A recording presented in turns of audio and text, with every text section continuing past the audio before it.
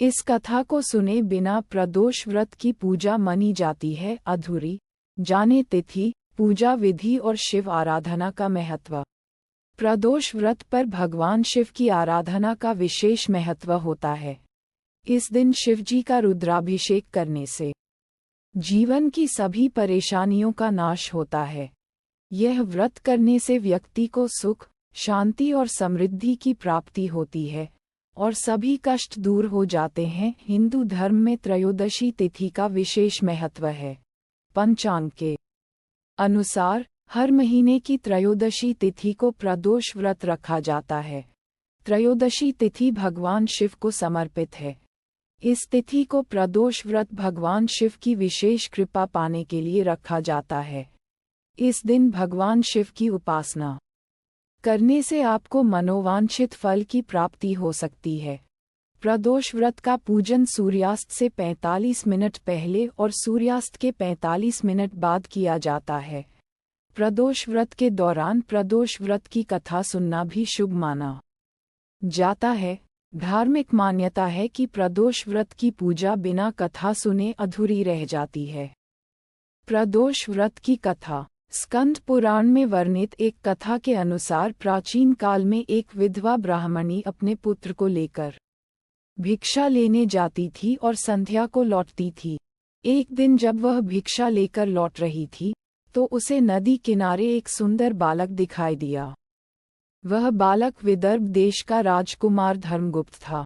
शत्रुओं ने उसके पिता को मारकर उसका राज्य हड़प लिया था और उसकी माता की मृत्यु भी अकाल में हो गई थी। ब्राह्मणी ने उस बालक को अपना लिया और उसका पालन पोषण किया। कुछ समय बाद ब्राह्मणी दोनों बालकों के साथ देवयोग से देव मंदिर गई, जहां उनकी भेंट ऋषि शांडिल्य से हुई। ऋषि शांडिल्य ने ब्राह्मणी को बताया कि जो बालक उन्हें मिला है वह विदर्भ देश के राजा का पुत्र है, जिनका राज्य शत्रुओं ने हड़प लिया था और उनकी माता को ग्राह ने अपना भोजन बना लिया था। ऋषि शांडिल्य ने ब्राह्मणी को प्रदोष व्रत करने की सलाह दी। ऋषि की आज्ञा से दोनों बालकों ने भी प्रदोष व्रत करना शुरू किया। एक दिन दोनों बालक वन में घूम रहे थे, तभी उन्हें कुछ गंधर्व कन्याएं नजर आईं। ब्राह्मण बालक तो घर लौट आया, किंतु राजकुमार धर्मगुप्त अंशुमति नाम की गंधर्व कन्या से बात करने लगे। गंधर्व कन्या और राजकुमार एक दूसरे पर मोहित हो गए। कन्या ने विवाह के लिए राजकुमार को अपने पिता से मिलवाने के लिए बुलाया। दूसरे दिन जब वह पुनः गंधर्व कन्या से मिलने आया तो गंधर्व कन्या के पिता ने बताया कि वह विदर्भ देश का राजकुमार है। भगवान शिव की आज्ञा से गंधर्वराज ने अपनी पुत्री का विवाह राजकुमार धर्मगुप्त से कराया। इसके बाद राजकुमार धर्मगुप्त ने गंधर्व सेना की सहायता से विदर्भ देश पर पुनः आधिपत्य प्राप्त किया। ये सब ब्राह्मणी और राजकुमार धर्मगुप्त के प्रदोष व्रत करने का फल था। स्कंद पुराण के अनुसार जो भक्त प्रदोष व्रत के दिन शिव पूजा के बाद एकाग्र होकर प्रदोष व्रत कथा सुनता या पढ़ता है, उसे 100 जन्मों तक कभी दरिद्रता नहीं होती।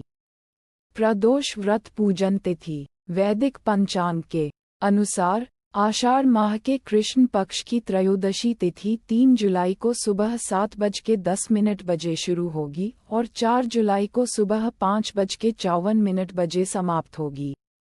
प्रदोष व्रत 3 जुलाई 2024 बुधवार को मनाया जाएगा। प्रदोष व्रत की पूजा शाम के समय प्रदोष काल में की जाती है। मान्यता है कि इस समय भगवान शिव अत्यंत प्रसन्न होते हैं और अपने भक्तों की सभी इच्छाएं पूरी करते हैं। प्रदोष काल में की गई पूजा शिवजी को प्रसन्न करने का सबसे उत्तम समय माना जाता है, जिससे भक्तों की मनोकामनाएं पूर्ण होती हैं। बुध प्रदोष व्रत पूजन विधि। प्रदोष व्रत के दिन सूर्योदय से पहले उठकर स्नानादि करें और साफ वस्त्र धारण करें। उसके बाद बेलपत्र, अक्षत, दीप, धूप, गंगाजल आदि से भगवान शिव का पूजन करें। इस व्रत में भोजन ग्रहण नहीं किया जाता है। पूरे दिन का उपवास रखने के बाद सूर्यास्त से कुछ देर पहले दोबारा स्नान कर लें और सफ़ेद रंग का वस्त्र धारण करें। फिर स्वच्छ जल या गंगा जल से पूजा स्थल को शुद्ध कर लें।